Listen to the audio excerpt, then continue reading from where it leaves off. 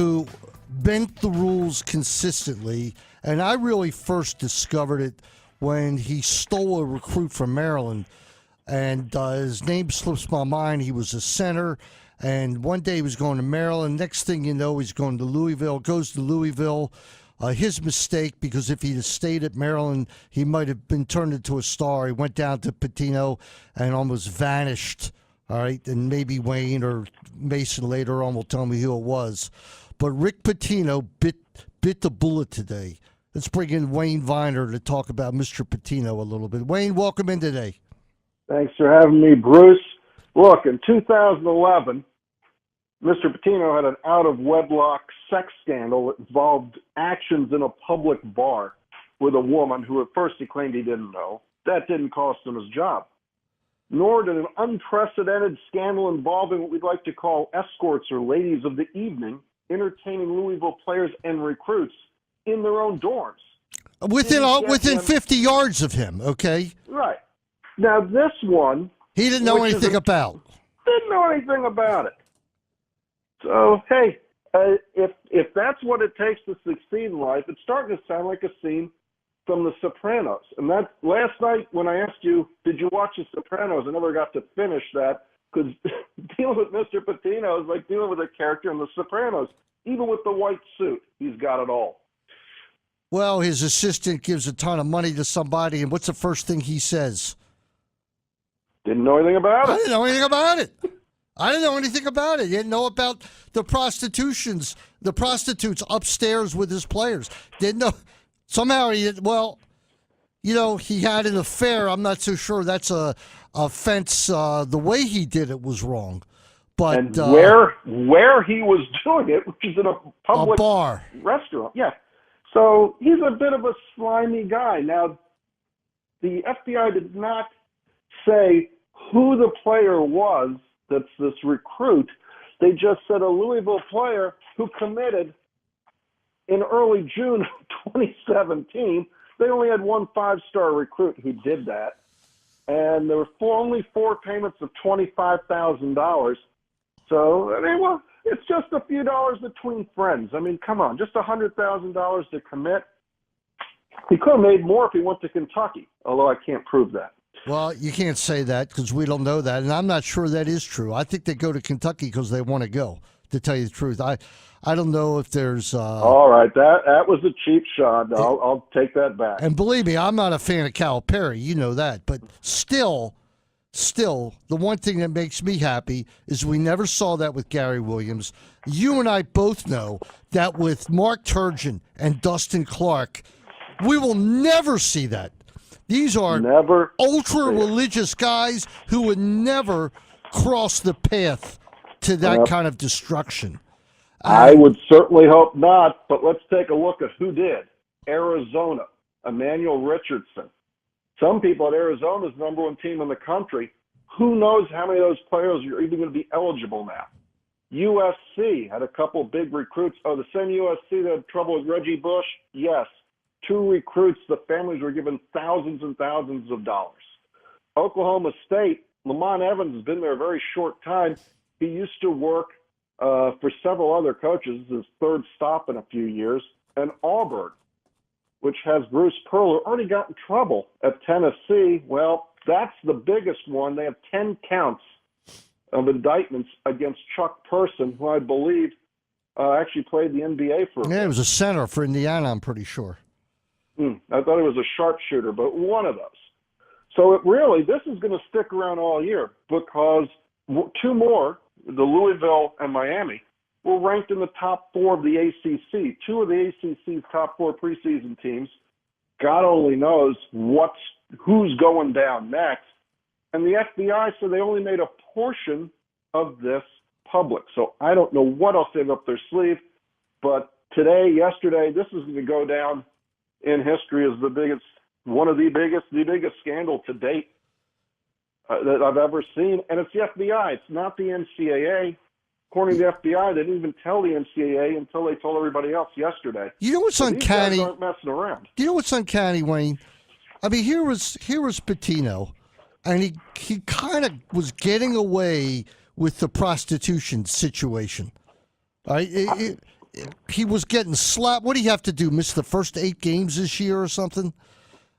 A minor slap on the wrist. Yeah, I mean that's huge scandal. It's almost. I mean, it's embarrassing, and yet he continues to oversee the corruption. If he needed to do it that way, he should have gotten out of the game while he was still on top. Now he's going to be on the defense for a couple of years. I mean, it's sad. It's sad that these guys are so gung ho about power and stuff, and that could be the drug that pulls them down. And I don't revel in someone else's misery. I really don't. But he stole players from everybody. Is there a kind of a method now? In other words, is there a method as to maybe why this was happening?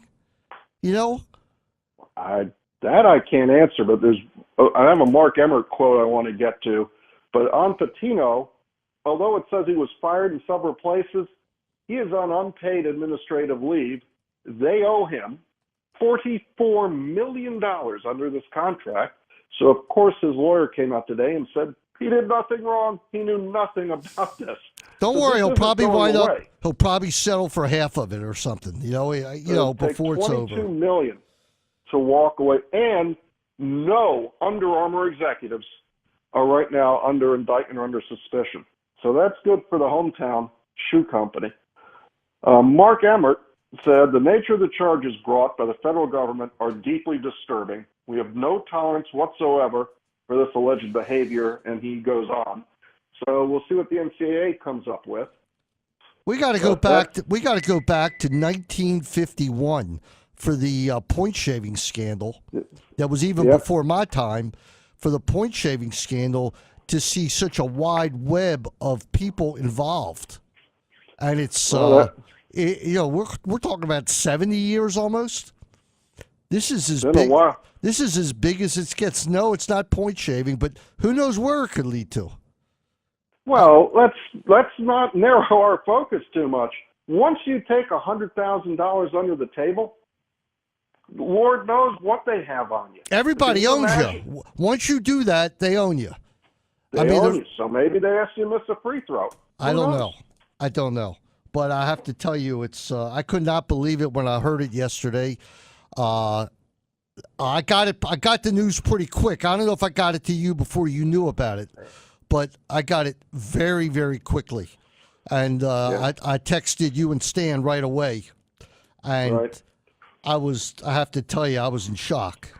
All right, and this story's not going to go away. And I'm sitting there watching the news. The whole show's been about it when it comes to the sports world. Wow. And boy, has the sports world jumped onto the front page, huh? Yeah, well, let me tell you something. Maryland basketball, if we can talk about a really bright subject, because talking about football right now is not too bright, but I got a special guest on later to get everybody up to date on the recruiting prowess of Mr. Turgeon. About 3 5-stars coming in. And a 5-star, 7-foot big man from the Queens. His father said that Maryland's #1 after he visited last week. And it just proves that with guys like Turgeon and Dustin Clark and Bino Ranson, that you could do things the right way and get the right guys. We got the right guy. There's no doubt about it. All right. And I know we do. There's questions. This coach, that's all bull. This guy's the right guy to lead this program.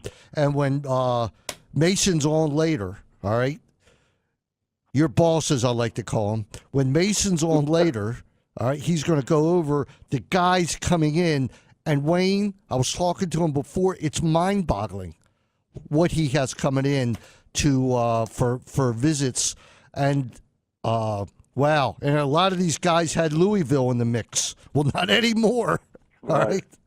I mean, with Adidas and a little bit of Nike and some financial advisors in here, like I said, you got to take a look. So when you hear about a surprise recruitment that used to go, wow, how did so-and-so get that kid? I thought he was going to fill in the blank, and suddenly he changed his mind.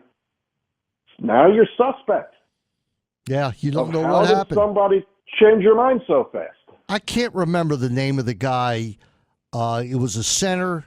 had gone to like 7 high schools, and Mason will get it to me. But he had gone to 7 high schools, and I even played Happy Days Are Here Again when he committed to Maryland.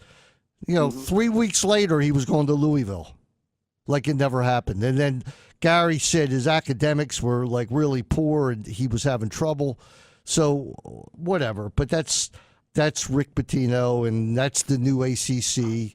And I'm happy. Boy, I bet they're happy they got Louisville now. Yeah, they got him all right. That was they were laughing at Maryland when Louisville came in. Laughing at Maryland about the upgrade. It's not an upgrade now, let me tell you that much. All right, what a game last night at UMBC. Although our head coach did not end the game too happily. A 1-1 is that an understatement? Wow, he channeled his inner, speaking of Gary Williams, Sasho reminded me of Gary Williams. None too happy as Maryland and UMBC tie at 1, double overtime. But Bruce, what's your impression of the 3,800 people jammed into the Retriever Stadium there? Yeah, let me tell you something. 3,700 was a good number for the fire marshal. I think there was 5,500, 6,000 people there. I have never... How about the traffic getting out of there? It was like going to a Maryland game, all right? Because it was unbelievable. All right, folks. So Bruce leaves to get a soda or something with like 5 minutes to go. The game goes to double overtime. He doesn't come back. He stays on the field. So Stan and I, the fan Charles, still up in the press box, we have to go find Bruce. There was one footpath out of this place. We had to fight through 5,000 people to get back to Bruce, who was right in the center circle talking to everybody, playing mayor of Baltimore there. Well, so, yeah, Bruce, there were 5,000 people. We almost got trampled by them. So, let's give UMBC credit for that crowd. There was a lot of Maryland people there, but it was mainly UMBC people. And Pete Caringi had that team really fired up to play. And Wayne, before the game, you and me have been talking about this game for a long time. I've been talking about it on the air. I don't know if anybody went because of me, but what a game this was. This was a classic, and I got to say it was fairly equal. Maryland had about 14 or 15 corners, and to only get one goal out of it is very, very rare. They hit the post a couple times, but I got to tell you, UMBC had the best shot to win the game in overtime. Right in front of the goal, and the Maryland goalie made a great save, and both goalies played great. And hats off to UMBC for giving Maryland the fight of their lives. But at least Maryland didn't lose, all right? And it's certainly going to help UMBC. In college ratings, as long as you don't lose, it doesn't go against you. So Maryland's still undefeated, and they got to score more. I think we've come to that conclusion. Gordon Wild had 11 shots, Wayne. 11 shots. And he really can bring it. Donovan Pine is a 6'5" kid who went to River Hill. For a while there, it seemed like Maryland had 2 players and a goalie. It was Gordon Wild, and every defensive stop was done by Donovan Pine, who looks like he should be playing for Mark Turgeon. Yeah, and he reminds you of Omar Gonzalez a bit, doesn't he? Yeah, Donovan Pines will be he will be on the next level, and maybe even on Team USA one day. He is absolutely phenomenal. I didn't know that was his first goal of the year. And Sach was gambling a little bit yesterday. He sent everybody down on offense, and it paid off when Donovan got a goal, a great shot. But it was I don't know what to say. It was a great game. I told you it was going to be a great game, and it really was. And it's a shame Maryland didn't win, or I guess UMBC saying it's a shame they didn't win. But you had to love the game. Andrew told me about 10 times during the game, isn't this great? And it was. It's not some highfalutin stadium. It's a real college stadium with some porta potties, and they have a grill out on the side. It was a lot of fun to be there, and it really felt like you were going to a game in almost a different era.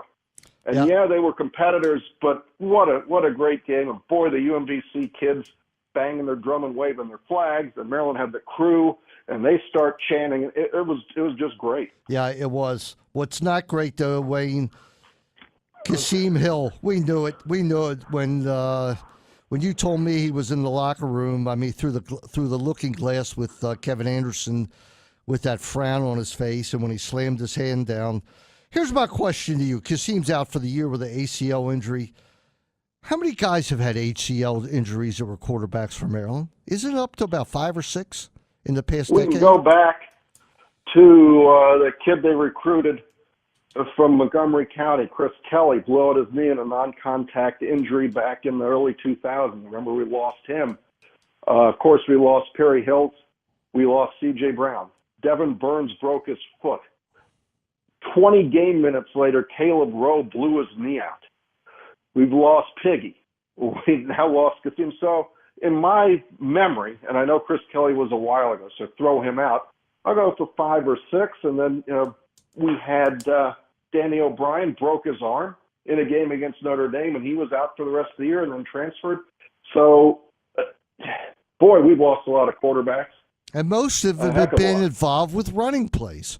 And that's what the question was asked of DJ. And look, DJ's a great coach. I thought the work they did on Terrell Pigrome over the offseason, he was great that game against Texas. You were there. I mean, there was no second guessing of his ability, but he got hurt running the ball, making a stop. What did Kasim Hill do? 3rd and 13. He tries to run for a first down, gets a double spin move, and his leg gets sandwiched between 2 guys. He's out for the year. And then when DJ was asked, are you going to let Bortenschlager run? What did he say, Wayne? I believe he said, that's our offensive game plan, and that's what we're going to do. And just as simple as that. So the answer is yes. I can't fault him. It almost turns into the RG3 argument. RG3 probably ended his career against the Ravens when he scrambled awkwardly and really just got blown up. And he was never the same again. Kasim Hill dropped back to pass. Nobody was open. He runs out of the pocket. That's fine. Aaron Rodgers does it. Everybody does this. Difference is Kasim Hill tried to make a play down the field when he should have just slid down. He wasn't getting the first down. Superman wouldn't have gotten the first down. And he doesn't give himself up, and he takes a heck of a hit. So then they bring in Bortenschlager, and one of the first plays that he runs, he carries the ball as a running play. So I'm not as upset. Look, Kasim Hill should have hook slid. He would have been fine, lived to play another day. I just can't believe that the third play Bortenschlager runs is an actual running play for a quarterback. God forbid he got hurt. I don't know who they would have put in the game. Just crazy. Well, Caleb Henderson is supposedly ready, although he hadn't practiced. He hadn't done anything. I don't know. I don't know. This guy coming off a broken foot. He practiced, I believe, on Friday, Monday, Tuesday. I didn't practice on Monday, so Tuesday and Wednesday. If you want to play him and you want to give him a career, I'd probably give him a little more time before I put a guy in who was in a boot 10 days ago or 8 days ago. The third guy that Mason really likes, you can ask him about it at 6:40 or so this evening, is a kid named Ryan Brand, who's about 5'9", 5'10". He was a 3-star out of Detroit. His brother, Bryce Brand, wears number 27 and plays rush end. Plays a little more now that Jesse Anibonham got hurt. Bryce Brand wears number 16, a little guy. Mason picked him out of practice and said, that guy looks like he can play. Yeah, but is he a running quarterback? He can throw a run. He actually, I think, fits what Walt Bell sort of has this college runaround offense. He's a lot closer to Piggy than anybody else we had. I know we're up against the clock. Yeah, tell us about Minnesota real fast. I'll get some more info later on, but tell us about Minnesota. What do we face? Well, you got P.J. Fleck comes in as the coach. He's the row the boat guy. They beat Buffalo. No big deal. They beat Oregon State, who Mason says is the worst Power 5 team in all of college football. And they beat Middle Tennessee State, who really isn't any good this year. So they sort of where Maryland was before he played UCF. They say their Minnesota defense is great. The response is you haven't played anybody. You haven't seen Ty Johnson yet. We'll see how Bortenschlager, who's supposed to start, is going to do. Minnesota hasn't played in this stadium that long. They used to play in the Metrodome. They move over to TCF Stadium. Mason and I have been there a couple times. Really cool place. They're 34-24 at home. Scored 12 touchdowns this year. They're probably pretty good, but it's hard to tell. They've got Maryland. They're at Purdue. They got Michigan State. They think they have 3 winnable games. They got Illinois, which makes a 4th one. So they're thinking they're really on a roll. Bruce, we'll see. I think Maryland really can compete with the new quarterback. They have a 49% chance to win this game, but I think Maryland's a much better offense than anything. Right. Real quick, Wayne, because we got to go to break. Obviously, Saturday is a religious holiday for us, so there'll be no pregame, no show, no postgame. Maybe we'll do a talk on Sunday if we have the time to do so. If you can hook it up, and maybe we'll get a little podcast up, or certainly Mason will, I'm sure. But look for it on TerpTalk. Bruce, thanks for having me on. Go Terps, and I'm sure that Dennis has some great Ravens news coming off of that big game in London. Oh, yeah, it was a big one. All right, we'll be back here in a few minutes on CBS Sports Radio 1300 here in Bmore to talk a little Ravens with Dennis Kalatzos.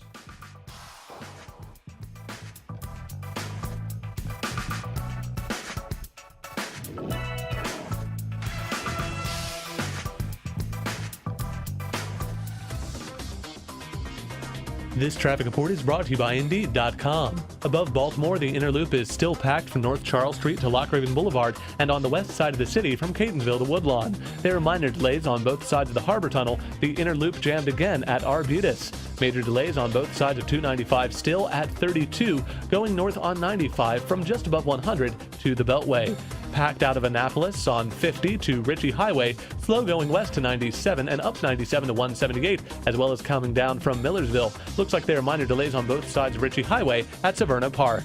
Are you hiring? Join the over 3 million businesses that use Indeed.com for hiring. Post your next job opening on the world's #1 job site, Indeed.com. With your traffic, I'm Nathan Scott on CBS Sports Radio 1300. Kelly Exchange is your one-stop shop for individual and family health insurance coverage. On KellyExchange.com, you can learn about healthcare reform, find out if you qualify for a subsidy, get quotes, compare insurance plans, and purchase coverage. With over 36 years of experience in the insurance industry, KellyExchange.com is the only website you need to help you navigate the complexities and confusion of healthcare reform and purchase quality insurance for you and your family.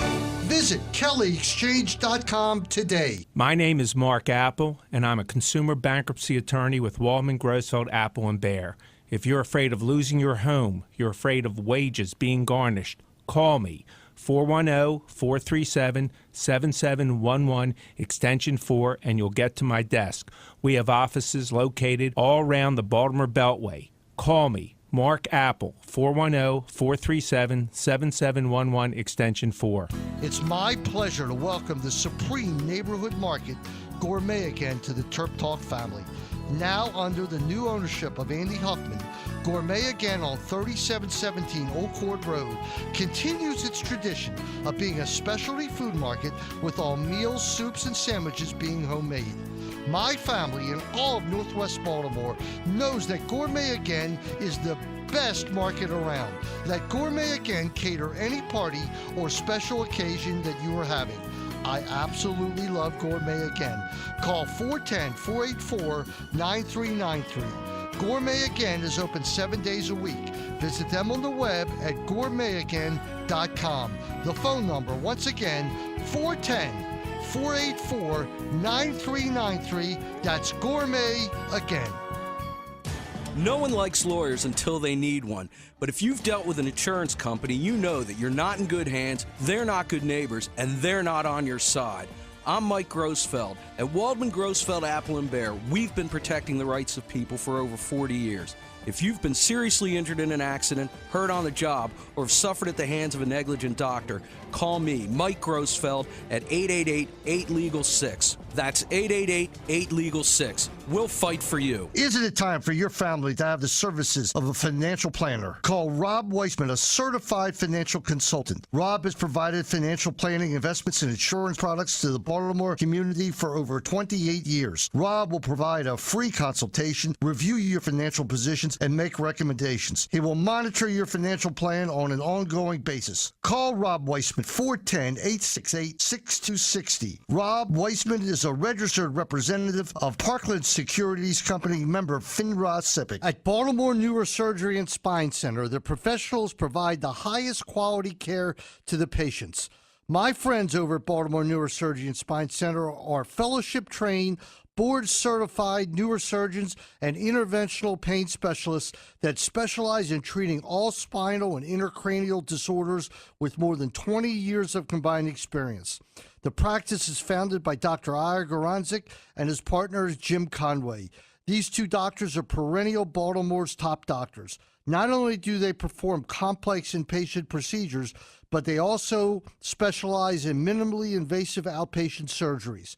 If you're having problems with your neck or back, call my good friends Dr. Ira Goranczyk and Dr. James Conway at Baltimore Neurosurgery and Spine Center, 410-664-3680. Once again, that's Baltimore's best neurosurgeons at 410-664-3680. Trust, honesty, integrity. That's the motto of Offit and Roth PA, certified public accountants and business consultants.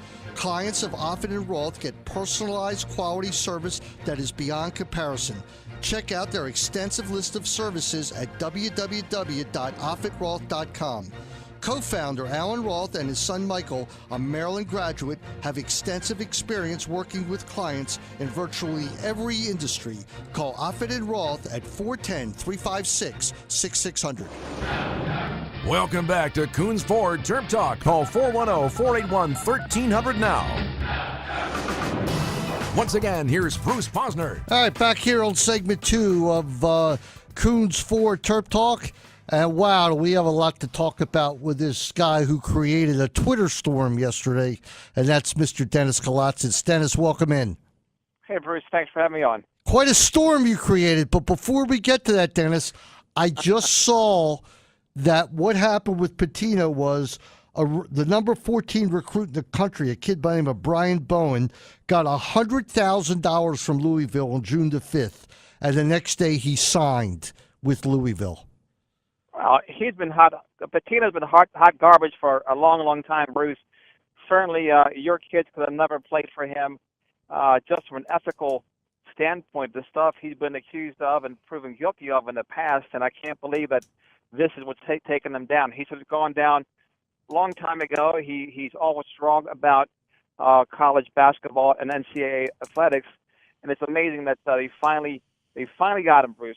Yeah, I mean they got him dead to right, and he's cooked. I mean, it's now, over. Is he fired? Because I've seen conflicting reports. He was put on administrative leave without pay, and the problem with him is that the university owes him $44 million. Let me repeat that. Wow. 40. Okay. So he's not going to quit.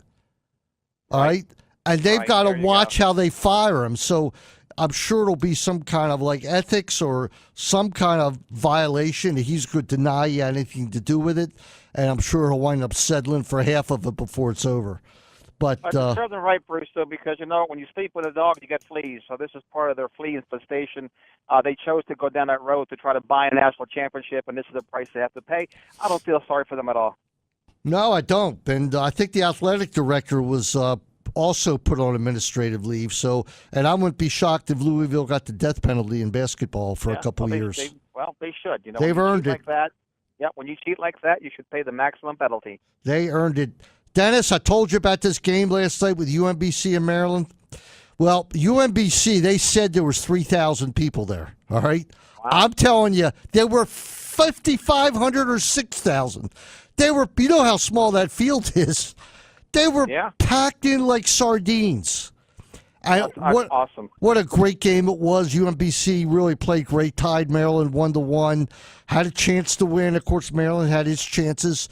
And I know the Maryland coach, Sasha, was very upset afterwards. He wanted revenge for that game when UMBC came to College Park and knocked out Maryland from the tournament. But you know what, Dennis? It's a game that needs to be played. It's a true rivalry game. Sure. Needs to be played. Great for the schools, great for the local fans. And right now, college athletics, Bruce, are looking very, very good. Hey, there's no doubt about it. And believe me, there was no controversy or anything there last night. Right. It was. That's what I'm talking about. Let's just, have some good old fun and bless you for all the right reasons. So anyway, you put up a tweet yesterday, in fact, that you like to know what's going to happen. The Ravens should be telling everybody, well, what's going to happen on Sunday? Yeah, Yeah, I thought I posed a fair question. What should we expect from the team this Sunday when they come off the field, and particularly during the playing of the national anthem? I thought it was a fair question that deserves an answer, right? Yeah, certainly you have. As a fan, as a season ticket holder, you have a right to ask it, and you got a lot of responses, I'll tell you that. All right? Well, I did. I mean, I think it's silly to go to the stadium, and if the players take a knee, then you get up and walk out. To me, I'd like to know what their intentions are so I can make up my mind prior to go to the game. And as a 22-year season ticket holder, when I've wore how much of their paraphernalia and jerseys and flown to Super Bowls and everything else and supported them in many, many ways, right? And so I thought it was a fair question as a 22-year season ticket holder. What are they going to do this Sunday? Yeah, for sure. Wow, do we have fun at that Super Bowl, Dennis? It was a blast, and a blast from the past and haven't done much since. And, boy, really bad look on the football field this past Sunday, but the Ravens 44-7 drubbing at the hands of the Jaguars. And I don't want to hear excuses. The Jaguars had to fly over there, too. I mean, there was nothing different in terms of how they got there between both of these teams. Can't make any excuses. They got the butts kicked. No. Listen, I agree with you 1,000%. And I really believe, number one, I think the controversy took some toll on the Ravens. I think that they were a team that had never had anybody sit. And obviously were there guys who were upset enough to make that move. And, Bisciotti didn't know how to handle it. And it was just like they weren't the only team that just kind of didn't, handle it like you would expect, although I don't know what they could have done. But look at the Steelers. I mean, wow. Yeah. I mean, Tomlin is just getting killed in the Pittsburgh press, and the team they're split, and that guy Villanueva, his jersey's number one now. All of a sudden. Well, what position does he play, Dennis? He's their left tackle, and three tours in Afghanistan. He's an Army Ranger veteran and just a great guy. Look. They have a handbook. They have a code of conduct, Bruce. They have violated that code of conduct, and the owners have supported them.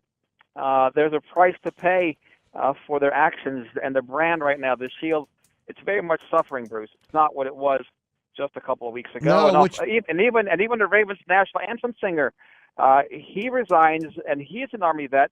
But he resigned not because of the players, but he resigned because of the fan reaction, which really was something that no one expected, no one saw coming. I mean, at first blush, you see this Joey Odoms flash across everywhere. Singer for the Ravens national anthem resigns. You would think because he's a vet, he's supporting the military and the flag, but no, he's supporting the protesters. Do you know that I never knew the military paid the NFL for that? I never knew it.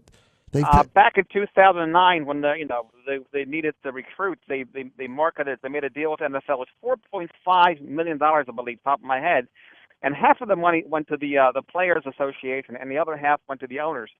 So they've had a partnership. So the military has been a paying customer to the NFL. There's many layers with this, Bruce, with this controversy, and even DirecTV now, we're seeing them give refund money back, which I think is brilliant on their part. For the NFL package to the back to the fans again. All right, well, let's get down to what we talk about on our show, and that's sports. And that was as bad. It was the worst game the Ravens ever played. 3 and out, 3 and out, 3 and out, interception, 3 and out, 3 and out, interception. I don't think you could have played much worse than that. Here's my question to you. Is Joe, who we all love, is he on the south side of his career? Well, I think he is. I think he's a very tall man, 6'6", carrying probably 240 pounds in that frame. He's been banged up now. He's on the south side of 30, as you mentioned. Now he's got the back injury. I thought the Ravens should have drafted a quarterback very high last year. They definitely have to draft a quarterback high this year. He looked terrible. In his defense, the team couldn't run the ball. They couldn't pass block. But the interception to Jalen Ramsey was a really, really poor throw, poor read. It wasn't there. He tried to squeeze it in a spot he couldn't get it to. And the only positive from that play was he actually tracked him down and tackled him, prevented him from scoring. But Joe Flacco, and even his body language was very poor before the game. I thought his demeanor was worse than usual. Not a very easy guy to read because he's usually so bland, Bruce. But that team was very, very flat. They didn't start playing ball until about the midway through the third quarter. I don't think they played ball then. I mean, I just thought they were. Yeah. It was just flat out. They were listless. They were listless. Like Bruce, they you didn't gotta care. figure- Like they didn't want to be Yeah. there. Okay. They didn't want to make the trip. They were Okay. so. Mike Preston gave the coaching staff a F, and if that could be Yeah. generous, I think it was. Yeah. I mean, they were so ill prepared for that game. The defense was ill prepared, giving up all those short passes, Yeah. playing back. I just don't know what happened. I just, for the life of me, I can't understand it that they could play that poorly. It's one thing to lose. Had they lost that game, by 7 points or 3 points or 10 points, nobody would. I mean, we'd have been upset. But you're not going to go 16-0. And No, Jack, Yeah, go ahead. you go. No, I watched the Rams lose 41-39 to the. I watched the 49ers lose to the Rams Right. 41-39. Look, but they fought. They were in there. It was a fun game. It was back and forth. And the 49ers are rebuilding. They're going to have a good team in a couple of years, right? But you want to see some kind of an effort. And look, the Jaguars said after the game that they imposed a will on the Ravens. I mean, can you imagine? They came out and said we imposed our will on them. They wanted to win. They were better prepared. They were fired up, and I can't believe that Doug Marrone is a better coach than John Harbaugh. I don't think it's the case, but I just think this is one game in Harbaugh's career that, I would have burned the film right away. I don't even want to look at that game. And look, you and I both know they're not going to come out like that against the Steelers. Of course not. No. Look, the good thing is the Steelers lost to the Bears in overtime, and a loss is a loss. You get no style points for losing, right? The 41-39 loss was no better than the 44-7 loss at the end of the day. And the positive, if there's any, is that the Steelers lost. They're both 2-1. And like you, I don't think maybe that was the worst game that could ever possibly play. Hard to imagine they're not going to be much better against the Steelers this Sunday, and they got ran all over by Tim Howard and the Bears. Well, let's put it this way. If there's a reason for the fans to walk out, it's going to be because if the Ravens get beat like that again, they will leave in droves, all right, if that happens again, because that was downright humiliating. All right, the best line I heard all day, somebody tweeted that Tomlin and the Steelers didn't show up for the national anthem, and the Ravens did one better. They didn't show up for the game. All right. Yeah, it was pretty bad. And the sad thing about all this, Bruce, it was a very good week in football. You had the overtime game between the Steelers and the Bears. You had the overtime game between the Bengals and the Packers. You had the 61-yard field goal by the Eagles. It was a very fun NFL weekend when you take away all the other, sideline stuff. Hey, me and you were watching the Red Zone together. Was it the best Red Zone ever? Yeah, it was amazing, and that's what you want. But again, the focus, and that's where the focus should be. They have to figure this thing out quick, Bruce, because it can get out of control in a hurry. Yeah, they keep talking about the NFL's hurting and this and that, and I think it has been affected with people call up wanting to cancel their tickets, and they talk about the TV ratings are down. You know what? These teams might be making $200 million a year. If they're down 10%, is the world coming to an end, Dennis? No, it isn't. But again, there's long-term damage as well. Look, if a product we're paying for the product, and you've got to keep your customers happy too. And that's my problem is, look, what about the fans? What do the fans want to see? They don't care about the fans? Yeah, of course they do. I mean, they don't know what to do. Follow the handbook. You got 50%. Well, maybe you got 60% one way and 40% the other way, or 50-50. And no matter what you do, there's going to be people who are angry, but they need to get together and meet with the owners and the head of the union, and they've got to figure out a response that's going to please everybody, or at least not make everybody so mad, in my opinion. But you know what? That's why these guys make millions of dollars. Yeah. But, and this is a great commentary after Bruce. There's a very reasonable commentary. Shannon Sharp, very smart guy. Love him to death. There's people that are level-minded, level-headed, that can cut to the clutter and see things for what they really are, and that's what I appreciate. Look, and dialogue is always very good.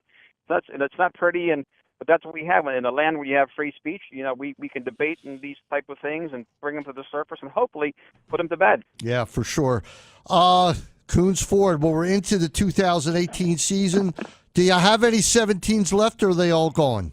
No, we have quite a few 17s left, Bruce, and they're selling at a brisk pace, and our fans, our customers.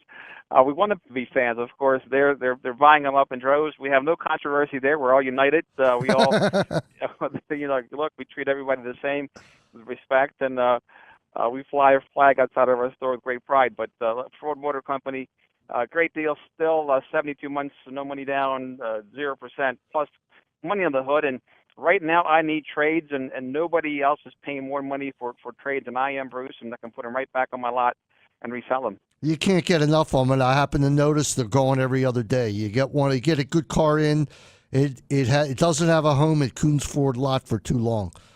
No. Yeah, we sure. get more excited about the trade-ins than the cars that we sell. I mean, because they're cherries, and they're very, very nice vehicles, and we put them right to the shop and make sure they're right, and they don't last very long on the lot. All right, Dennis. Again, everybody can find you tomorrow at 3:00 down the station dial on the Sunday Sports Voice. I'll be your guest at 4:30, I assume, and yes, sir. We'll go through a little bit more on the Ravens, and that about does it for today. Everybody, go to Koons Ford, check out Dennis. Inventory insane, greatest shop in the world, best service. It's where I buy all my cars, and I've been around for a while. Dennis, thanks a lot for checking in. Thanks so much, Bruce. Go Ravens, go Terps. All right, back in a few minutes here on CBS Sports Radio 1300 for Koons Ford Terp Talk.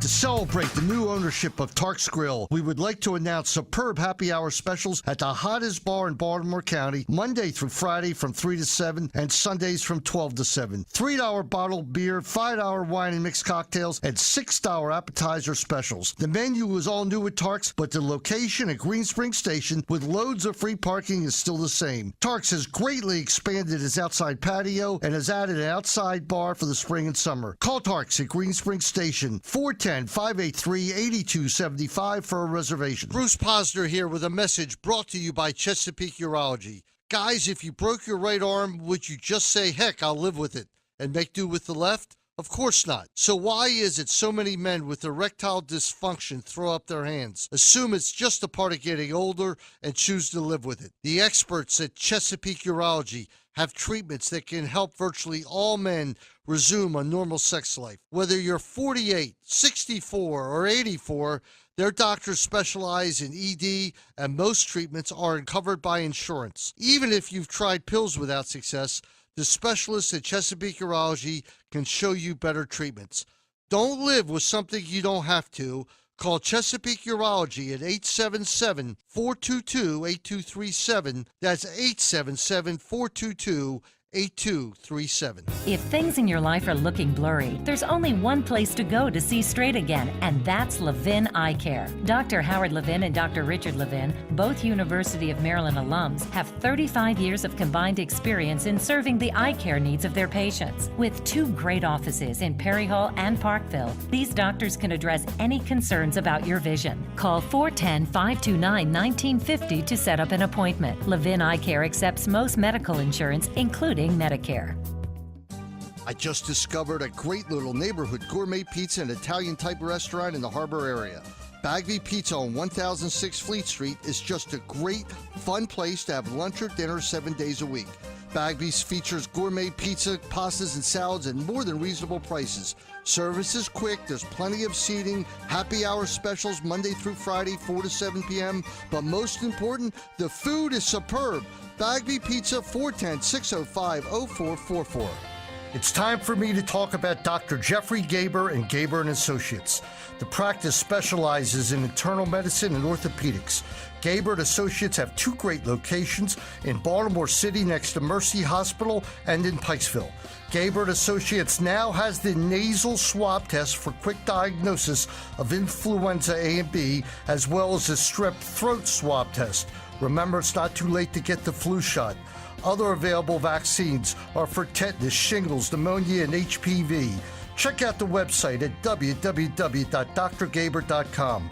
The firm also includes Dr. Jonathan Gitter and PAs Dennis Myers and Leon Britton, as well as orthopedist Dr. Doug Shepard. Remember, call Gaber & Associates at 410-653-8840 for the Pikesville office and 410-986-4400 for the Baltimore City office. The third Bagby's has just opened in the new Foundry Row in Owings Mills. Signature super Bagby's pizzas, salads, sandwiches, pastas, and yes, even submarines. Hey, did I forget meatball subs? Bagby's Foundry Row is similar to the original Bagby's in Harbor East. Also featured next door is the Bagby Group-operated Foundry Row Wine and Spirits. 2 more winners for the Bagby's chain. Call 410-356-7226. That's Bagby's on Reisterstown Road in Owings Mills. Cunningham's of the Bagby's chain has been declared as one of the best restaurants in town. Located at One Olympic Place in Towson, Cunningham's has free valet parking and is open every night. The decor and atmosphere at Cunningham's makes you feel that you are part of a happening event. Using a wood-fired grill and oven, Cunningham's provides its guests with dishes created from the freshest seasonal and local ingredients possible. Call 410-339-7730 for a reservation. Join 105.7 The Fan and Baltimore Game Day Uncensored before every home football game at the Dash-In Tailgate Plaza at Horseshoe Casino, Baltimore for the Browns, Toyota, and Honda of Glen Burnie pregame show. This is Koons Ford Terps Talk. Call 410-481-1300 now. Once again, here's Bruce Posner. All right, back here on segment 3 of Koons Ford Terp Talk. Let me give you an update for the rest of the week. The Maven will not be on this week because of my religious holiday. I'm taking the day off. There'll be no replay, so I don't want anybody to think that, when you don't hear it, that's the reason why. We will be back on Sunday. Station has decided not to play the NFL game from England. I can't imagine why after last week. But so we'll be on Science at Kirk Presents In the Nest on Sunday. We will not be preempted. And right now, it's a religious holiday because Mason and Wayne are not going to Minnesota, although I'm not sure they would go anyway after the state right now. But on the phone right now is Mason Viener. Mason, give us a little preview of the Golden Gophers. Man, it's going to be a tough one Saturday. Minnesota's really picked it up since a 17-7 win over Buffalo to start the season. They went to Oregon State and they got a win, and then they came back home to Middle Tennessee State and got another one. They're 3-0 right now, and their quarterback has been decided it will be Bradley Rhoda, the expected starter, the senior, who we got to see last year when the quarterback, Mitch Leidner, went down. He played pretty well, and they just come and they want to run the ball straight at you. Oh, well, that might work in our favor. I mean, there were some good runs against Maryland last week, but last week was a game that once Kasim got hurt, it seemed like the air dropped out of the team and the stadium, and that's what made DJ so upset. Is like all of a sudden they didn't continue to play, or even like the mistakes they made were so bad. And I think that's what got him really upset last week. Yeah, near the end of the game, it just wasn't there from Maryland. The defense did keep it at that 24-10 mark for a long time. If you could move the ball, you would have had a real chance in that one. I still believe that, regardless of what anybody else does. Man, it's going to be a tough one. You got to find a quarterback. You got to find him fast, whether it be Ryan Brand, Max Bortenschlager, or Caleb Henderson. You think this guy Brian Brand at 5'9", after what we've been through, I mean, can he play? Ryan Brand's a really interesting story because he went to Air Force. He was expected to be the starter after his freshman year. He was in the mix. He leaves the academy, goes to a community college, pledges his commitment to Arizona, and then flips to Maryland as a preferred walk-on. That's his state right now. So he had a scholarship to Arizona and didn't take it? There isn't a lot of detail out on that. I looked extensively because people were saying that he went to Arizona. He actually never went to play for Rich Rod and came to Maryland instead. Well, that was a good move by him. But look, if he gets in, I mean, Bortenschlager, now, Wow. A lot of people thought Bortenschlager might start the season at quarterback, might start at Texas, and they were a little surprised when Terrell Pogrom did, but you could see why, just from watching Pogrom than watching Max. Although, you got to be fair to Max. He came in that game probably with no reps whatsoever, wasn't really ready to play, and he showed it. How do you get no reps, though? A backup quarterback has to get reps with the one. Yeah, but you got to remember Kasim Hill, it was really the first game where he started and played. There had to be an emphasis on him getting most of the reps for this week. Nobody, Kasim Hill isn't like a frail guy like Terrell is. He's a bigger guy. He's a chunkier guy, and I don't think there was that fear of injury. But you're right. He should have got more reps, or maybe he did. I'm not at the practice. You're not. We don't really know. But from some of the things that happened, like with the snap, that I understand was 100% his fault, and just some of the slowness on his handoffs, that's what bothered me. What did you see from him? Not a lot that I liked, as I said on the TerpTalk podcast this last week. You got to look at the positives, and there aren't many. I mean, if DJ Moore doesn't make a miraculous play, you're looking at 2 pick sixes. I mean, that ball sails. It goes right into the hands of one of the safeties, and he's going back the other way with nobody but Bortenschlager and some linemen to beat. So he's got to get the timing right. Maryland runs a lot of timing plays, especially on those handoffs that you talk about. It's all about getting that snap and handing that ball off. Or on the wheel routes that he kept on missing to the backs, he just sailed the ball over their heads. I think he's going to play a lot more controlled and ready this week. And, Maryland's 10.5-point dog this week. As I've been told, that might not be such a bad pick for this week.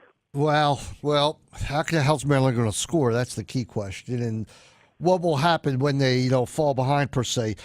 Let's go to the bright side, all right? And to me, I think that Mark Turgeon had an incredible week on the recruiting trail. When I'm reading about this Moses guy, Moses Brown, and what his father said, go over the story with Moses Brown and the 5-star guards who've come to Maryland to observe the school.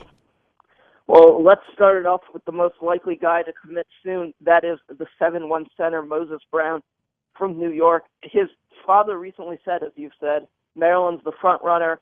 He had an official visit to the Terps last week. His head recruiter is Bino Ranson. I really like this kid, and it goes right on that line of Turgeon big men. Now, on the other side of guys that Maryland's really in the running for, there are 2 5-star guards. One of them is point guard Devin Dotson, who was considering Kansas. When Maryland has suddenly come out of the woodwork with him, they were in the early running. It seemed like Maryland had faded away, but now they're right back in it. He has an official visit this weekend. And also, does Keldon Johnson, the 5-star that's been in the conversation for a long time, he is taking a visit to the Terps this weekend. Maryland's looking really good all around. Well, Dave from TerrPTimes.com believes that this kid, Eric Ayala, maybe a 4-star, but a guy who wants to come to Maryland, supposedly.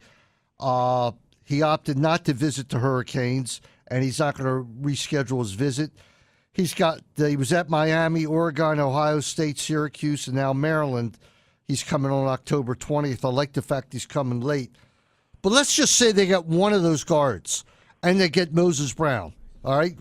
Any one of the 3 are going to help. You'd have Eric Ayala, Moses Brown, Aaron Wiggins, and Jalen Smith. That's got to be a top 10 recruiting class, doesn't it? Oh, yeah, definitely. Aaron Wiggins and Jalen Smith keep on climbing the boards. And I like this Eric Ayala guy. I know I didn't say him in my first segment, but he's a 6'5" guy from IMG Academy down in Florida, which is where the Terps big man Bruno Fernando is from. That's got to be a top 10 class. Wiggins and Smith just keep on climbing, and if you get one of these guys, it's going to be top 20. If you get 2, I think it's a top 10 class. Well, Keldon Johnson, isn't he dealing with Kentucky? Wow, we're out of time, Mason. I'm awful sorry. Got to go because Turgeon's coming on. Thanks a lot for coming on. You got carried away there. Remember, we'll be back Sunday for Science at Kirk presents In the Nest. Mason, thanks for coming on, buddy. Yeah, thanks for having me.